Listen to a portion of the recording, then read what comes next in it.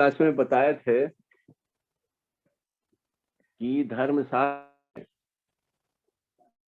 ये वैदिक के बाद में धर्मशास्त्रों में और उसके बाद अर्थशास्त्र में ही न्याय व्यवस्था के बारे में जानकारी मिलती है ना। तो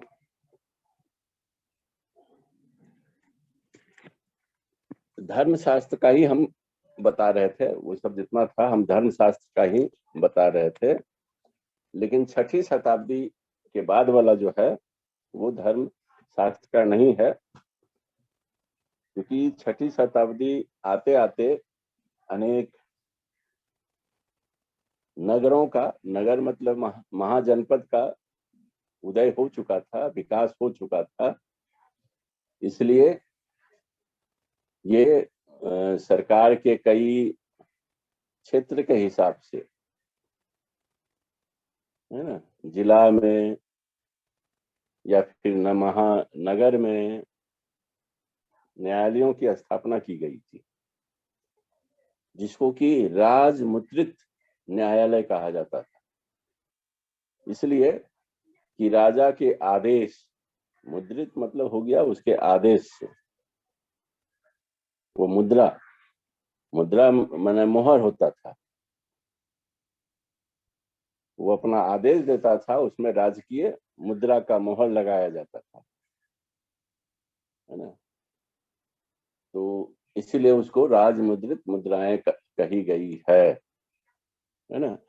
और उसके अतिरिक्त हमने जैसा बताया था, चल न्यायालय भी होते थे, जिसमें कि राजकीय न्यायाधीश वो गांव-गांव में जा करके, नगर-नगर में जा करके, जहां भी किसी तरह का विवाद होता था,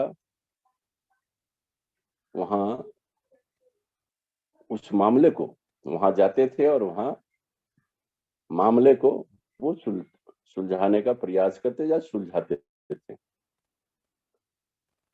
तो ये 6ठी शताब्दी तक इस तरह की न्याय व्यवस्था प्राचीन भारत में प्रचलित थी।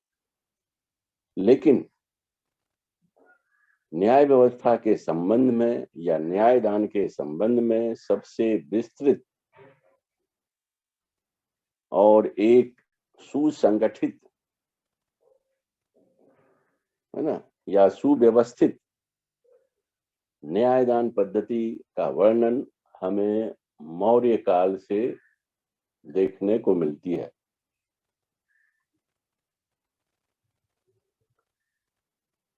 मौर्य काल में 2 प्रकार के न्यायालय होते थे।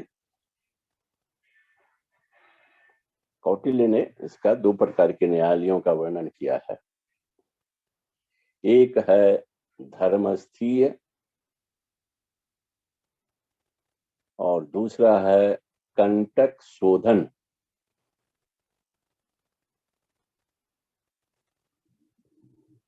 धर्म मतलब हो गया कर्तव्य, रिलीजन भी होता है और कर्तव्य भी होता है। जैसा हम लोग कहते हैं कि वर्ण धर्म, तो वो उसका कर्तव्य हो गया। हम कहते हैं कि हमारा धर्म ये था, यहाँ रिलीजन से मतलब नहीं। मेरा एक राजा का क्या धर्म होता था, तो वहां उसका मतलब होता है कर्तव्य।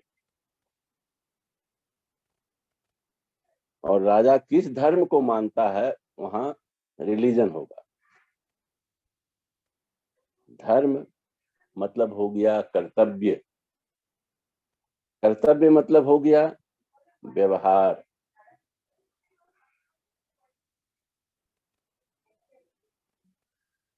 तो एक व्यक्ति का दूसरे व्यक्ति के प्रति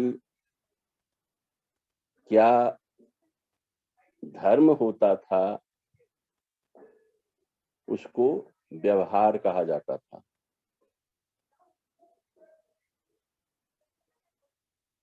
इसलिए धर्मस्थीय न्यायालय व्यवहार न्यायालय कहलाता था, जिसको बोल सकते हैं दीवानी और इंग्लिश में बोल सकते हैं सिविल।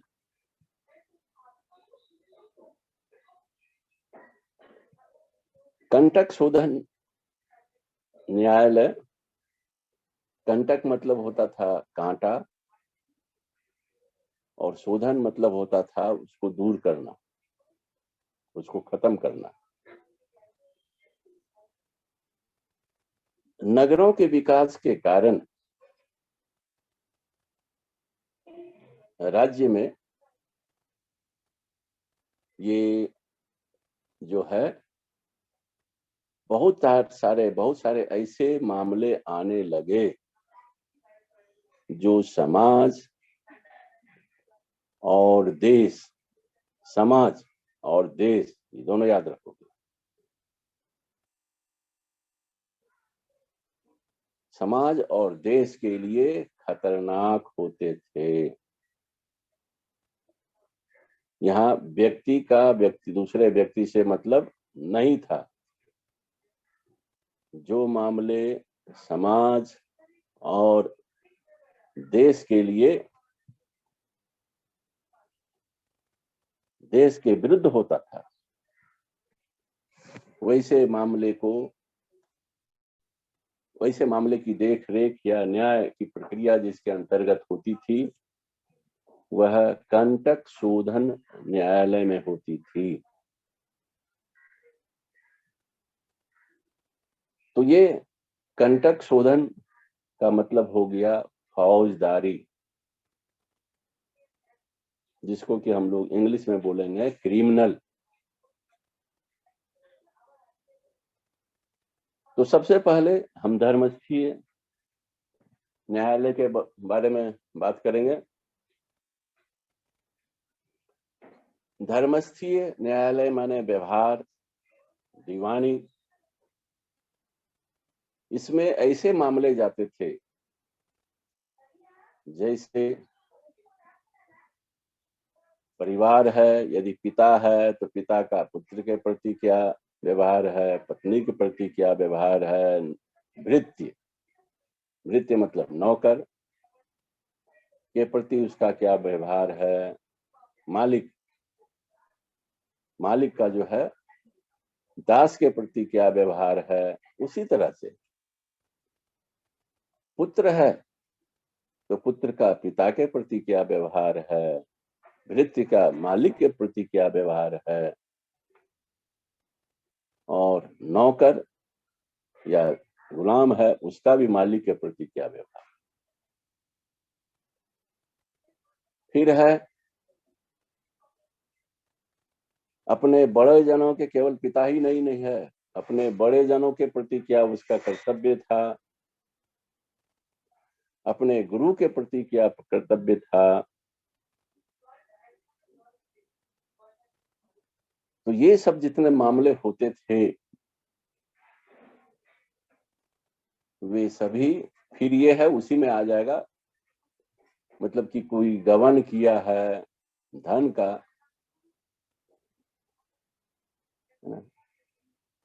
या किसी का धन हड़प लिया है, ये सभी मामले धर्मस्थीय न्यायालय में जाते थे। इसमें 2 या 3 धर्मस्थ होते थे, जो उसके अधिकारी होते थे उसको धर्मस्थ बोलते थे, है ना। धर्मस्थ बोला जाता था, है ना। उसमें कहीं 2 या 3 न्यायाधीश बैठते थे। हमको सही ये नहीं है, याद नहीं पड़ रहा है कितने लोग बैठते थे।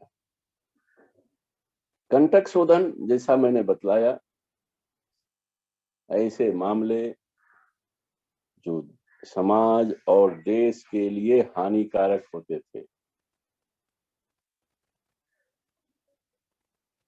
जैसे कोई, सभी ना ये पंखा चला दो तो देखो, 2 में है ना, तीसरा उसको लाइट ऑफ कर दो।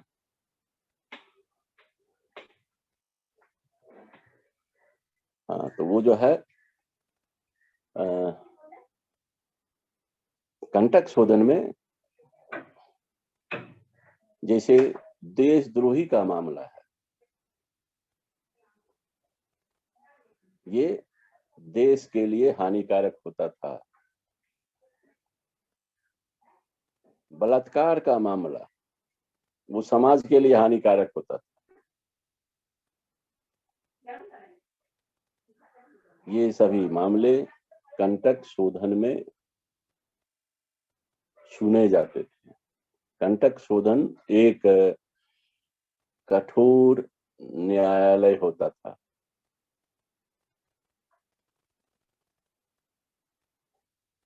तो ये दो प्रकार के न्यायालयों का वर्णन कौटिल्य ने किया है, लेकिन इसके अतिरिक्त भी कुछ और न्यायालयों का कौटिल्य ने वर्णन किया है, जिसमें है संप्रहन है, फिर एक है विष है, तीन है, एक मैं भुला रहा हूं, है ना। विष हो गया, मैंने विष मतलब होता है राज्य,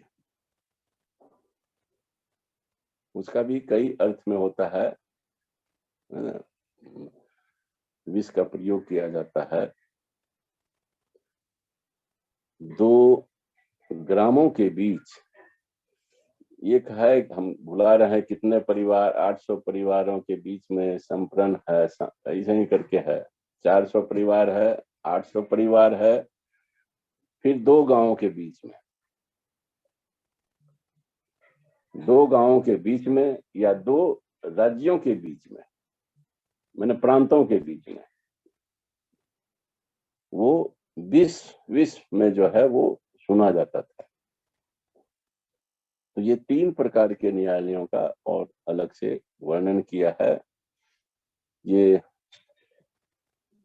जो अल्तेकर की किताब में मिल जाएगा। फिर ये है सत्यकेतु विद्यालंकार की जो किताब है, मौर्य साम्राज्य का इतिहास, उसमें विस्तृत मिल जाएगा न्याय व्यवस्था, उसमें भी सब मिल जाएगा। कोई मौर्यकालीन न्याय व्यवस्था भी करके यदि करेगा तो उसके लिए भी बहुत सारा मटेरियल है। डिसर्टेशन यदि कोई तैयार करे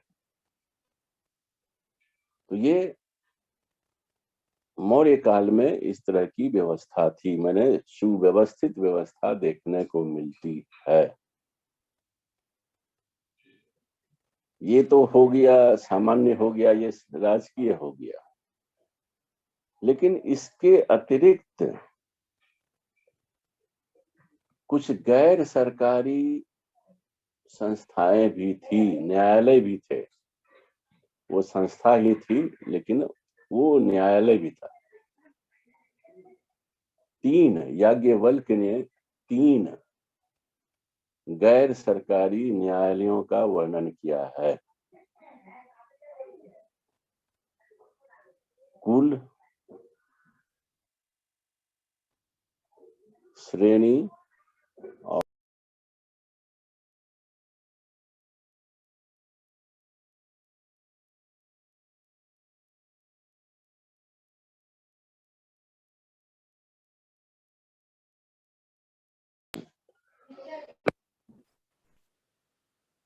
हाँ, ये 3 प्रकार के गैर सरकारी न्यायालयों का वर्णन किया है। कुल, हम बोलते हैं ना कुल देवता, परिवार, कुल मतलब हो गया परिवार, वंश। सबसे निचली अदालत जो थी वो परिवार का होता था। यदि परिवार के 2 सदस्यों के बीच में किसी तरह का झगड़ा होता था तो उसका निर्णय जो परिवार का सबसे बड़ा, कुल का जो सबसे बड़ा व्यक्ति होता था, जो मुखिया भी होता था उस परिवार का, मालिक होता था, वो उस पर न्याय देने का काम करता था। जो व्यक्ति वहां पर संतुष्ट नहीं होता था उस न्याय से, तो वो उससे ऊपर श्रेणी न्यायालय में, गिल्ड है ना, श्रेणी, उसको भी एक दिन आगे किसी दिन डिस्कशन करेंगे। श्रेणी का मतलब है व्यापारियों का संघ। 6वीं शताब्दी तक आते आते बौद्ध साहित्य में 18 से 21-22 श्रेणियों का वर्णन मिलता है। ये जो श्रेणियां होती थी वो अलग अलग व्यवसाय करने वाले का एक संघ होता था, उसको श्रेणी कहा जाता था। व्यापारियों, अलग अलग व्यापार करने वाले का अपना एक संघ होता है, आज भी होता है, मध्यकाल में भी था। जैसे उदाहरण के लिए, जितने रांची का है उदाहरण, जितने रांची के कपड़े बेचने वाले हैं उनका संघ अलग है। वही नहीं, वो मोहल्ला वाला भी हो सकता है। मोहल्ला बहुत बड़ा टाउन हो गया तो उतना दूर क्यों जाएगा वो। अब उधर वो जो है मैंने मेन रोड का बना लेगा कोई संघ, कोई रात रोड में बना लेगा, कोई इधर लालपुर से लेके इधर बना लेगा। यदि विस्तृत हो जाता है एरिया, कपड़े का अलग संघ मिलेगा, फिर अनाज का अलग संघ मिलेगा, क्योंकि कपड़ा और अनाज दोनों अलग अलग है, दोनों का कोई मतलब नहीं एक संघ होने का। फल वाले का अलग संघ है। तो 18 प्रकार के श्रेणियों का उल्लेख है। ये श्रेणी के लिए अनेक शब्दों का प्रयोग हुआ है। श्रेणी, पुग, पुग भी श्रेणी के अंतर्गत, उसका भी एक नाम है पुग। तो श्रेणी का एक प्रधान होता था जिसको कि श्रेष्ठी कहा जाता था। उसकी एक कार्यकारिणी समिति होती थी जिसमें कि 3 या 5 सदस्य होते थे। वे भी न्याय निर्णय का काम किया करते थे। यदि श्रेणी के सदस्यों के बीच में आपस में, यदि दो श्रेणी के जो सदस्य हैं उनमें किसी तरह का झगड़ा होता था तो उसका निर्णय श्रेणी किया करता था। वो कार्यकारिणी और श्रेष्ठी जो होता था वो किया करता था। श्रेष्ठी से ही सेठी और आज सेठ हो गया है।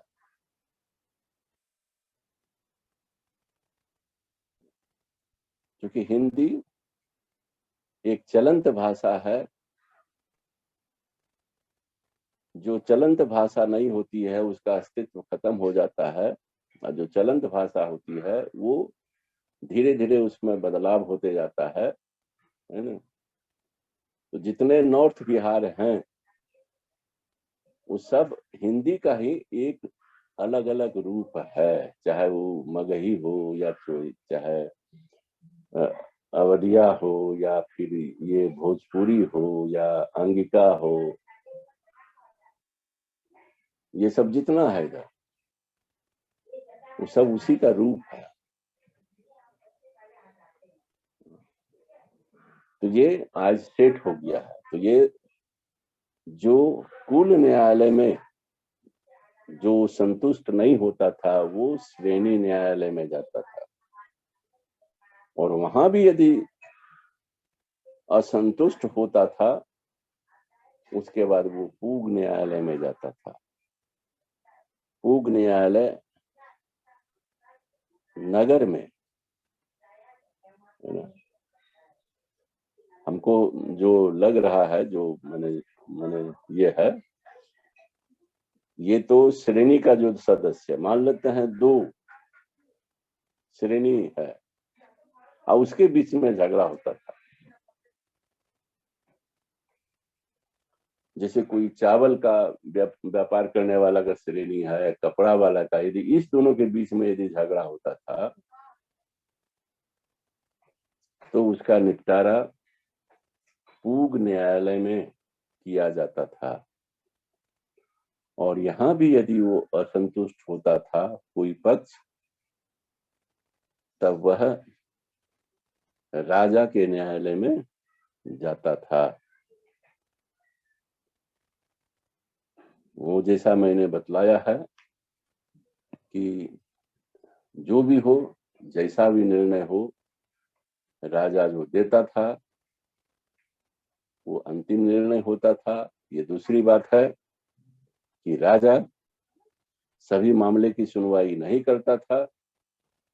जो प्रमुख मामले सब आते थे उसी की सुनवाई वो किया करता था। अन्यथा जो मुख्य न्यायाधीश अपराध विभाग जो होता था वही उसकी सुनवाई करता था और उस पर निर्णय देता था। तो ये हो गया गैर सरकारी न्यायालय। इसके पश्चात आता है दंड विधान विधि। विधान तो बाद में आएगा। दंड क्या क्या दिया जाता था, दंड विधान वो अलग हो जाएगा। ये है न्यायिक प्रक्रिया क्या होती थी। कोई भी व्यक्ति, क्षतिग्रस्त व्यक्ति, सबसे पहले आवेदन देता था न्यायालय में। आवेदन देता था कि अमुक व्यक्ति ने हमारा ये क्षति पहुंचाया है या क्षति किया है। उसके पश्चात एक हो गया वादी। जो आवेदक होता था वो हो गया वादी, और जिस पर केस किया जाता था, मुकदमा किया जाता था, वो होता था प्रतिवादी। ये जो है न्यायालय, न्यायाधीश प्रतिवादी को एक निश्चित समय पर उसका जवाब देने के लिए कहता था, या जो आरोप लगाए गए हैं उसको स्वीकार करने के लिए कहता था, या आरोप को इनकार करने के लिए कहा जाता था। ये जो भी प्रतिवादी को, आज भी यही होता है, जो एप्लीकेंट होता है, वादी, जिस पर भी वो केस करता था, प्रतिवादी को उसका जवाब देना पड़ता। लेकिन एक बार जो वो दे देता था आवेदन में, उसको दोबारा उसमें बदलाव नहीं कर सकता था।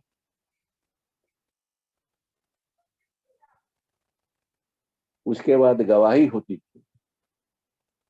दोनों पक्षों के, दोनों पक्ष के लोग, वादी प्रतिवादी, अपने अपने गवाह प्रस्तुत करते थे। गवाह 3 प्रकार के होते थे, हमको भुला रहे हैं क्या क्या है। एक है मुक्ति है, और क्या क्या है ना। थोड़ा सा देख लेने से सब याद हो जाता है ना। लेकिन हमारे पास अभी कोई ऐसा साधन नहीं है जिसको कि हम देख सकें। देखो 3 तारीख से सुनने में आ रहा है कि लॉकडाउन खुल रहा है, तो जाएंगे तो डिपार्टमेंट से सब लेंगे। जो भी हो, दोनों के वादी और प्रतिवादी के गवाहियों को सुनने के पश्चात न्यायाधीश उस पर निर्णय लेता था।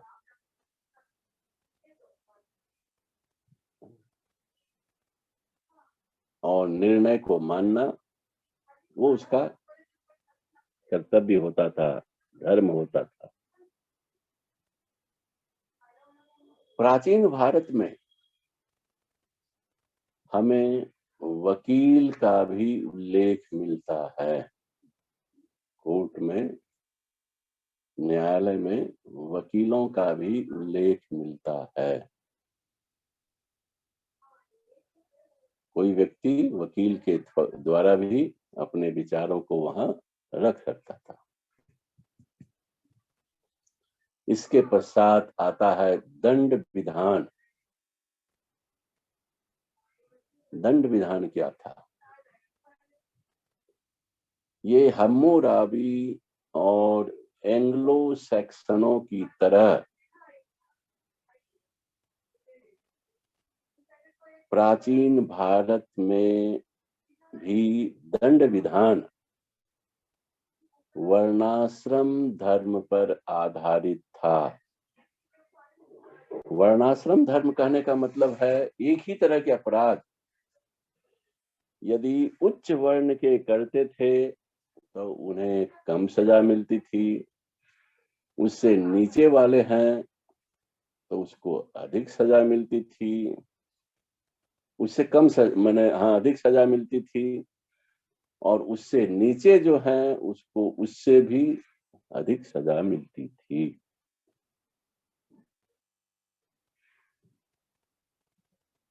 यदि एक ब्राह्मण की हत्या हुई है तो 1000 गाय और क्या है 10 सांड देना पड़ता था दंड, आर्थिक दंड के स्वरूप में। यदि क्षत्रिय की हत्या की गई है उसको 100 गाय, और ये भी मैंने इसको देखना होगा किताब में, लेकिन है ना, हम केवल एक रेशियो बता दे रहे हैं।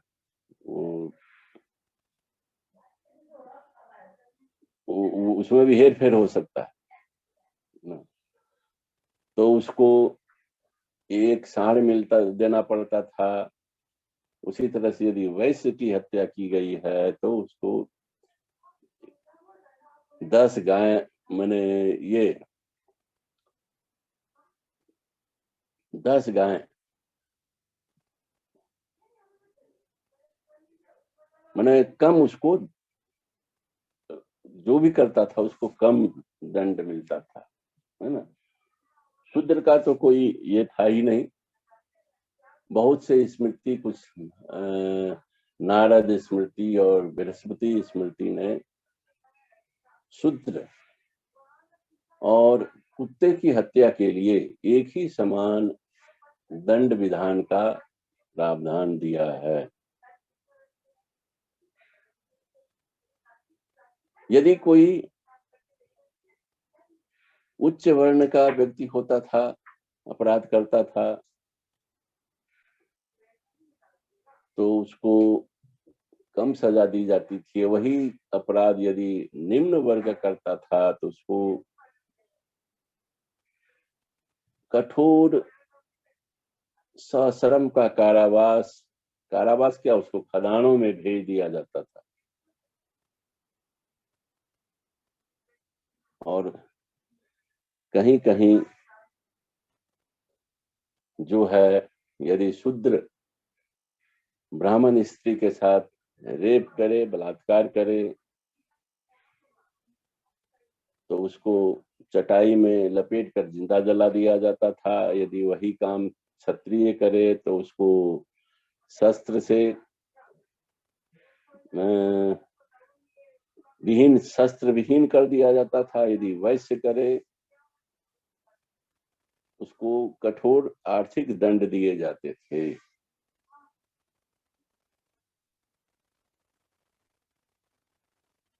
कहीं कहीं अंग भंग की सजा भी दी जाती थी।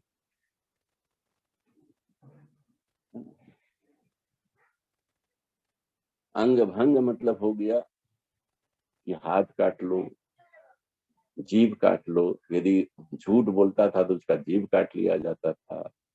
यदि चोर होता था, चोरी करता था, यदि पकड़ा गया तो उसका हाथ काट दिया जाता था, है ना। तो इस तरह से अ, 4 प्रकार की सजाएं मुख्य रूप से दी जाती थी। अर्थदंड, पहला हो जाएगा कारावास, अर्थदंड, अंगभंग और मृत्यु दंड। एक और है, देश निकाला भी है, लेकिन मुख्यतः 4 ही ये थे।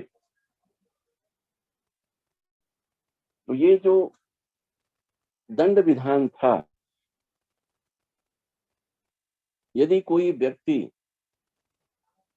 यह प्रमाणित कर दे कि हमने जो उसकी हत्या की है, हमने अपने आत्मरक्षा के कारण की है। यदि कोई मारने आता है तो वो अपनी आत्मरक्षा करेगा, ये स्वाभाविक चीज है। ये नहीं कहेगा कि लो हम हमको मार दो। और उस क्रम में उसकी हत्या हो जाती है, वो यदि प्रमाणित कर देता है तो उसको किसी प्रकार की सजा नहीं होती थी। उसी प्रकार जो बच्चे होते थे, नाबालिग होते थे, उनको भी सजा देने का प्रावधान नहीं था। लेकिन जो भी हो, इस तरह की न्याय व्यवस्था जो प्राचीन भारत में प्रचलित थी, ये आज यदि उसकी हम तुलना करेंगे तो हम देखेंगे कि ये न्याय दंड व्यवस्था जो थी वह अलोकतांत्रिक और, है ना, जनता जनमानस के विरुद्ध थी। अलोकतांत्रिक और जनमानस के विरुद्ध थी, जिसको हम सही नहीं ठहरा सकते हैं। दंड तो बहुत तरह के दिए जाते थे। इतना दंड है कि उस पर किताब ही लिखी गई। एक से एक क्रूरतम दंड दिया जाता था, जो भी है। लेकिन ये साधारण रूप से इतना हम लोग न्यायिक प्रक्रिया में, ये न्याय व्यवस्था क्या थी, इतना इतना ही हम लोग पढ़ाते हैं और इतना ही जानने के लिए सही है। तो ये जो न्यायिक प्रक्रिया है या जुडिशियल सिस्टम जो है, ये